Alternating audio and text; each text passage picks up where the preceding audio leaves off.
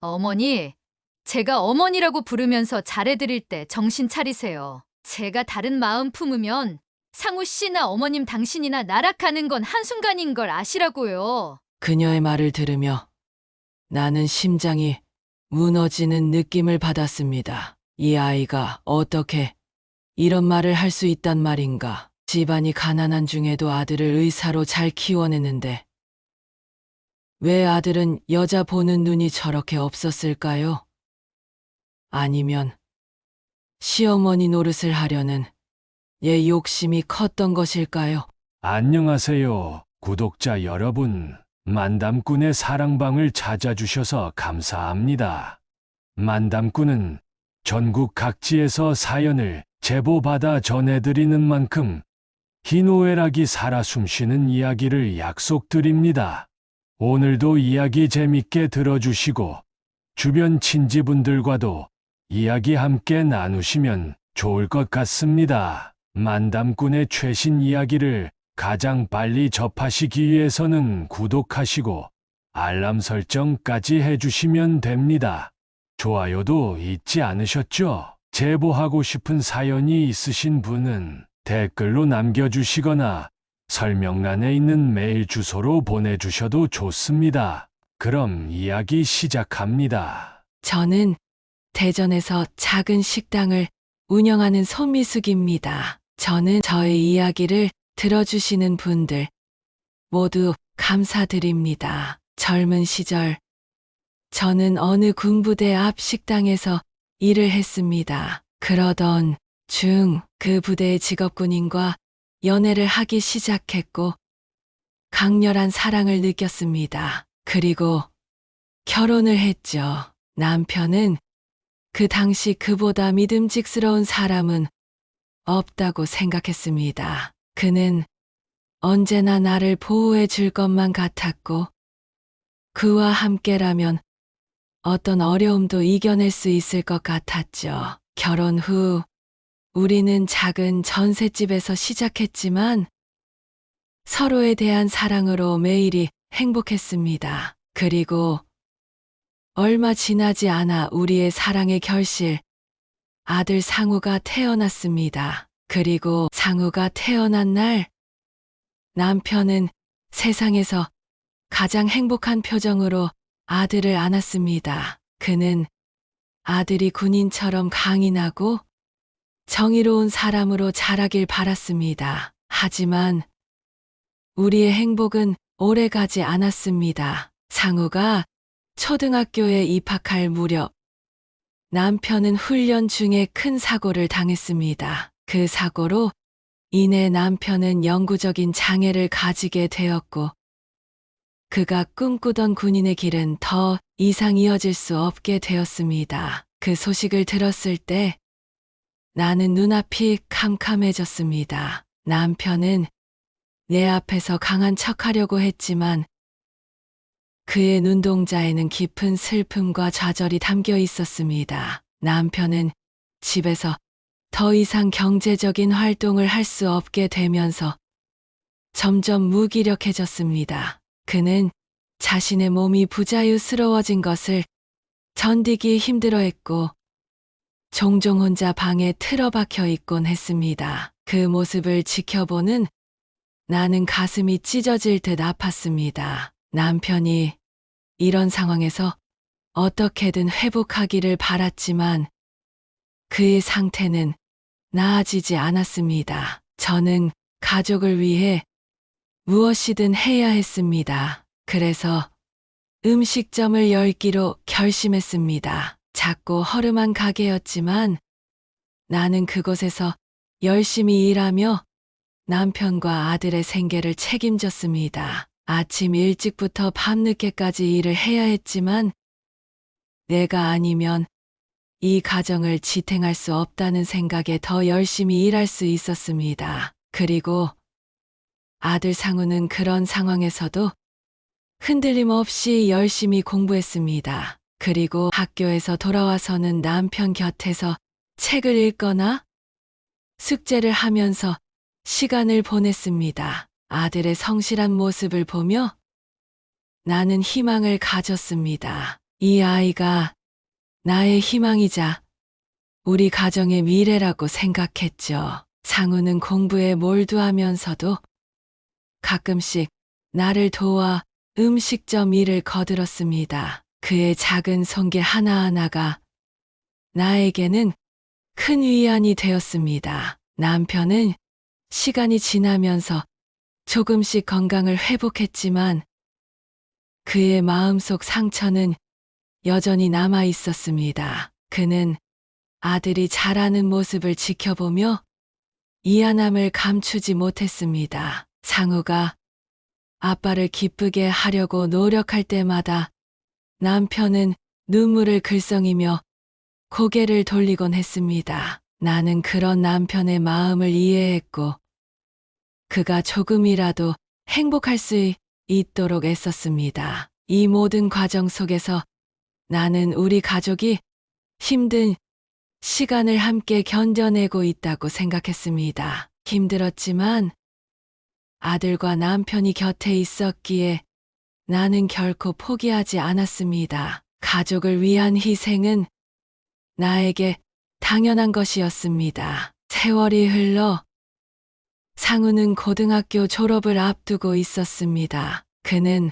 항상 학교에서 우수한 성적을 유지하며 교사들과 친구들 사이에서도 모범생으로 알려져 있었습니다. 나와 남편은 상우가 어떤 길을 선택하든 전폭적으로 지원하기로 마음먹었습니다. 하지만 상우는 이미 자신이 나아갈 길을 정해두고 있었습니다. 그는 의사가 되기로 결심한 것입니다. 그는 아들이 의사가 되고 싶다고 말했을 때 나는 기쁨과 동시에 걱정이 밀려왔습니다. 의대에 진학하려면 많은 돈이 필요할 것이라는 것을 알고 있었기 때문입니다. 하지만 나는 아들의 꿈을 응원했고 그를 위해서라면 무엇이든 할 준비가 되어 있었습니다. 남편 역시 우리 상우는 뭐든지 할 수 있어. 걱정 마라. 며 나를 안심시켰습니다. 상우는 의대에 진학했고 그곳에서도 뛰어난 성적을 거두며 교수님들의 칭찬을 받았습니다. 그는 누구보다도 열심히 공부했고 그 결과 피부과 전문의로서의 길을 걷게 되었습니다. 나는 상우가 의사가 되어 사람들을 치료하는 모습을 상상하며 행복했습니다. 우리 아들이 다른 사람들의 생명을 살리고 건강을 되찾아주는 훌륭한 의사가 될 것이라고 믿었죠. 그러나 의대 생활은 결코 쉬운 것이 아니었습니다. 상우는 학비뿐만 아니라 생활비도 필요했기 때문에 대학 생활 동안 아르바이트를 해야 했습니다. 그는 주말마다 병원에서 아르바이트를 하며 학비를 마련했습니다. 나 역시 아들의 학비를 돕기 위해 낮에는 음식점을 운영하고 밤에는 청소 일을 하며 추가로 돈을 벌었습니다. 남편은 몸이 불편한데도 불구하고 집에서 할 수 있는 일을 찾으려고 애썼습니다. 우리 가족은 서로를 위해 최선을 다했고 그렇게 힘든 시간을 견뎌냈습니다. 그러던 어느 날 상우는 집에 한 여자를 데려왔습니다. 그녀의 이름은 지연이었고 상우의 여자친구였습니다. 지연은 처음 만났을 때부터 나에게 인사를 하며 깍듯하게 행동했습니다. 그녀는 세련된 외모와 말투로 나와 남편을 감동시켰습니다. 상우는 지연이 자신을 많이 이해해주고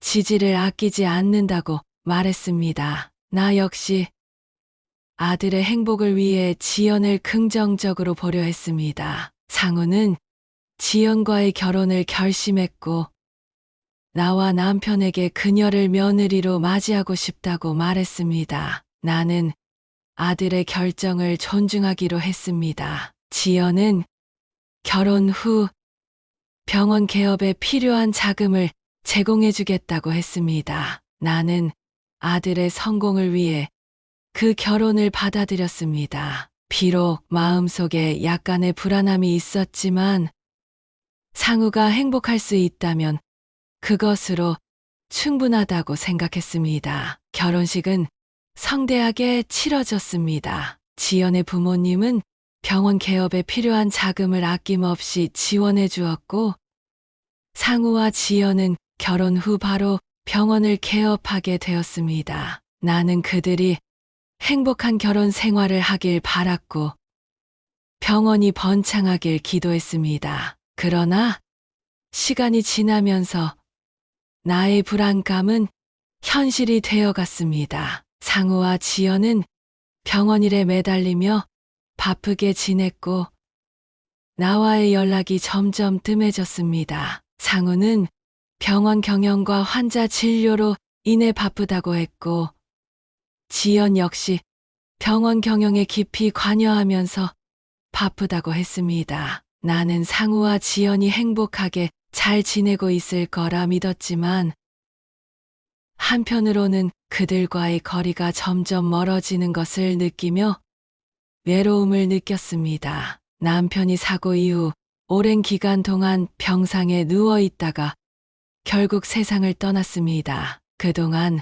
나는 그의 곁을 지키며 간호했지만 그의 몸은 끝내 고통을 이기지 못했습니다. 남편이 떠난 날 나는 깊은 슬픔에 빠졌습니다. 그와 함께했던 수많은 기억들이 머릿속을 스쳐 지나갔습니다. 우리는 함께 많은 어려움을 견뎌냈고 그가 없이는 이 세상을 살아갈 자신이 없을 것만 같았습니다. 장례식은 조용히 치러졌습니다. 상우와 지연도 장례식에서 한동안 나를 위로하며 지켜보았지만 곧 병원 일로 인해 다시 바빠졌습니다. 나는 남편의 죽음 이후 더더욱 아들에게 의지하게 되었습니다. 그러나 상우는 병원 일에 너무나도 바빠 나와 통화하는 것조차 어려워 보였습니다. 남편의 기일이 다가오면서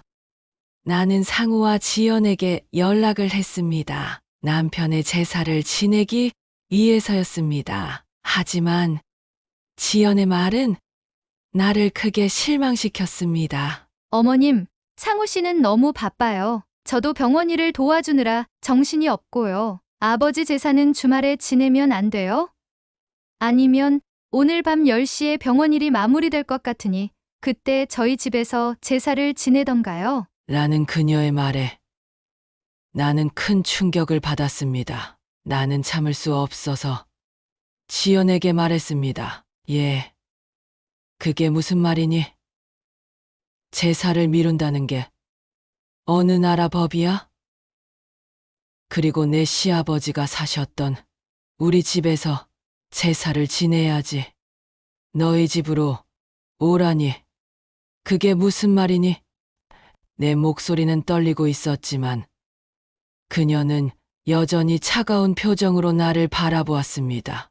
지연은 어머님, 그것도 감사하게 여기셔야죠. 솔직히 저는 제사 문화가 너무 싫어요. 바쁜 중에 왜 방해하세요? 라고 말하며 전화를 끊었습니다. 나는 그 말을 듣고 너무나도 어처구니가 없어서 가만히 있을 수 없었습니다. 나는 곧바로 상우에게 전화를 걸었습니다. 상우는 나의 이야기를 듣고 놀라며 엄마, 지연이가 정말 제사를 미루자고 했다고요. 제가 이야기해 볼게요. 라고 말했습니다. 그 후 다음 날 지연이 나를 찾아왔습니다. 그녀는 처음부터 날카로운 눈빛으로 나를 바라보며 말했습니다. 어머니, 왜 저희 부부관계를 방해하세요? 왜 이간질 하시냐고요? 솔직히 저희 집에서 상우 씨 병원도 개업시켜주고 이 가난한 집안에서는 못해주는 일을 제가 해준 건데 무조건 따라오지는 못할 망정 이게 무슨 짓이에요? 그 말에 나는 당황스러웠지만 마음을 가다듬고 말했습니다. 그래. 너희 집에서 금전적으로 도와준 건 고맙지만 이건 아니지 않느냐. 하지만 지연은 한마디도 지지 않고 되받아쳤습니다. 어머니, 제가 어머니라고 부르면서 잘해드릴 때 정신 차리세요. 제가 다른 마음 품으면 상우 씨나 어머님 당신이나 나락하는 건 한순간인 걸 아시라고요. 그녀의 말을 들으며 나는 심장이 무너지는 느낌을 받았습니다. 이 아이가 어떻게 이런 말을 할 수 있단 말인가. 집안이 가난한 중에도 아들을 의사로 잘 키워내는데 왜 아들은 여자 보는 눈이 저렇게 없었을까요? 아니면 시어머니 노릇을 하려는 내 욕심이 컸던 것일까요? 나는 그날 밤 상우에게 수차례 전화를 걸어보았지만 그는 끝내 받지 않았습니다. 다음 날 상우에게서 전화가 왔습니다. 그의 목소리는 피곤해 보였고 지연과의 갈등에 대해 나를 나무라는 듯했습니다. 엄마, 지연이랑 갈등이 너무 심하신 거 아니에요? 사실 저도 병원 일이 바쁘고 힘든데 중간 입장에서 많이 곤란해요. 엄마가 좀 참으세요. 상우의 말에 나는 깊은 서운함을 느꼈습니다. 며느리가 나에게 한 막말을 전했지만 상우는 그 말을 믿으려 하지 않았습니다. 그의 목소리에는 나를 진정시키려는 목적만이 담겨 있었습니다. 그 이후로 상우와 지연은 점차 나와의 연락을 끊어갔습니다. 나는 혼자서 많은 생각을 했습니다. 내가 너무 제 생각만 며느리에게 강요한 것일까요? 하지만 아들의 행복이 얘 행복이라고 믿었던 나는 그들의 결혼을 지지했고 병원 개업을 도와준 것도 며느리인 것은 분명했습니다. 며느리와의 갈등 후 나는 더 이상 갈등을 키우지 않기로 마음먹었습니다. 상우와 지연이 행복할 수 있다면 나도 그들을 이해하고 받아들이기로 했습니다. 미운 놈 떡 하나 더 준다고 나는 며느리와 다시 잘해보려 했습니다. 그래서 복날에 삼계탕을 끓여 아들 부부에게 가져다 주기로 했습니다. 상우는 어릴 적부터 내가 끓여주는 삼계탕을 좋아했기에 그 맛을 떠올리며 아들에게 마음을 전하고자 했습니다. 삼계탕을 준비하기 위해 나는 시장에 가서 토종닭을 한 마리 잡고 인삼과 각종 한약재를 사서 푹 끓였습니다. 삼계탕이 완성되자 나는 상우와 지연이 맛있게 먹을 모습을 상상하며 기분이 좋아졌습니다. 아들이 닭다리를 뜯으며 웃는 모습을 떠올리며 나는 아들의 병원으로 향했습니다. 우리 집에서 상우의 병원까지는 차로 1시간이 걸리는 거리였습니다. 그러나 나는 돈이 없으니 택시를 탈 수 없었고 시내버스를 타고 가야 했습니다. 길고 지치는 여정이었지만 아들에게 정성을 다해 준비한 음식을 전할 생각에 마음이 설렜습니다. 병원 앞에 도착해 원무과 데스크로 가서 지연을 찾았습니다. 다른 직원의 호출을 받고 온 지연은 나를 보더니 놀란 표정이었습니다. 어머님, 여기 어떻게 오셨어요? 그리고 그 보따리는 뭐고요? 이게 무슨 냄새야? 지연의 말에 나는 웃으며 대답했습니다. 응. 너랑 상우랑 먹으라고 삼계탕을 좀 끓여왔단다. 하지만 지연은 갑자기 내 손을 잡고 병원 밖으로 나갔습니다. 그녀는 얼굴에 짜증이 가득했습니다. 어머니, 여기는 병원이란 말이에요. 미리 연락을 주고 오셔야죠. 그리고 이딴 건 왜 가져왔어요?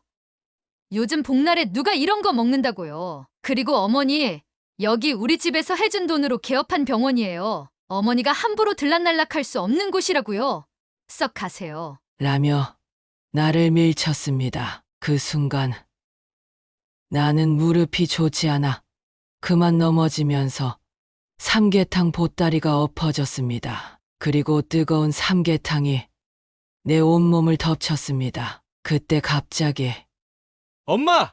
괜찮아요? 하는 소리가 들렸습니다. 뒤를 돌아보니 아들 상우가 있었습니다. 아들은 며느리를 노려보며 당신 이게 뭐 하는 짓이야? 내가 엄마한테 들은 게 사실이었구나. 당신 이런 사람이었어?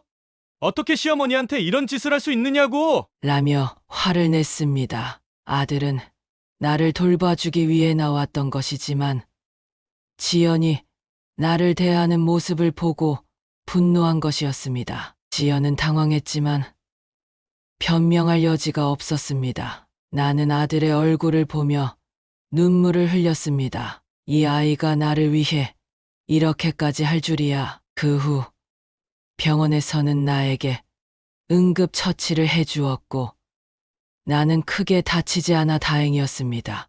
그러나 아들의 마음에는 큰 상처가 남았을 것입니다. 아들은 나를 위로하며 엄마, 정말 미안해요. 지연이 저렇게까지 할 줄은 몰랐어요. 라고 말했습니다. 그의 눈에는 슬픔과 분노가 교차했습니다. 나는 아들을 다독이며 괜찮다.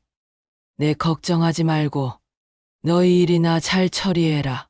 라고 말했지만 아들은 결코 지연을 용서할 수 없을 것 같았습니다. 그날 이후 상우는 깊이 생각했습니다. 그는 지연과의 결혼 생활을 돌아보며 자신이 잘못된 선택을 했다는 것을 깨달았습니다. 아들은 며느리와의 이혼을 결심했습니다. 나는 아들이 이혼남이 되는 것을 원치 않았기 때문에 아들을 설득하려 했지만 상우의 마음은 완강했습니다. 상우는 나에게 말했습니다. 엄마, 정말 죄송해요. 제가 사람을 너무 잘못 봤어요. 엄마가 그렇게 힘든 줄도 모르고 지연의 말만 듣고 엄마를 오해했어요. 이제는 이 결혼을 유지할 수 없어요. 엄마가 없었다면 저는 진작에 나락으로 떨어졌을 거예요. 아들은 곧바로 변호사를 찾아갔고 이혼 절차를 밟았습니다. 지연은 처음에는 이혼에 반대했지만 상우가 병원 공동 경영권을 포기하겠다는 조건을 내걸자 결국 이혼에 동의했습니다. 그렇게 상우는 병원을 지연에게 넘기고 빈손으로 집으로 돌아왔습니다. 이혼 후 상우는 한동안 침울해 보였습니다. 그러나 나는 그를 위로하며 다시 시작할 수 있다고 말했습니다. 나는 아들을 위해 집을 정리하고 그가 새롭게 시작할 수 있는 환경을 만들어주려 했습니다. 그리고 나는 음식점을 접고 아들과 함께 살기로 결정했습니다. 우리는 새로운 집으로 이사했습니다. 상우는 다른 병원에서 다시 의사로 일하게 되었고 이전보다 훨씬 행복해 보였습니다. 나는 아들이 다시 웃을 수 있게 된 것을 보며 가슴 한구석에 있던 응어리가 조금씩 풀리는 것을 느꼈습니다. 그리고 나는 아들과 함께 새로운 삶을 시작하며 과거의 상처를 잊고자 했습니다. 아들은 시간이 흐르면서 점차 다시 활력을 되찾았고 일에 전념했습니다. 그리고 어느 날 그는 나에게 한 여자를 소개해 주겠다고 했습니다. 그녀는 상우의 병원에서 일하는 간호사였고 상우와는 좋은 동료로 지내다가 자연스럽게 연인으로 발전했다고 했습니다. 그녀는 밝고 따뜻한 성격을 가진 사람이었고 나는 그녀를 보자마자 아들이 행복해질 수 있겠다는 확신이 들었습니다. 상우는 이혼의 아픔을 딛고 새로운 사랑을 찾았습니다. 나는 아들이 이제 더 이상 고통스럽지 않기를 바랐습니다. 그의 행복이 곧 나의 행복이었습니다. 상우와 그의 새로운 연인은 조용히 결혼식을 올렸습니다. 이번에는 상우와 그의 아내가 진정으로 서로를 아끼고 사랑하는 것을 볼 수 있었습니다.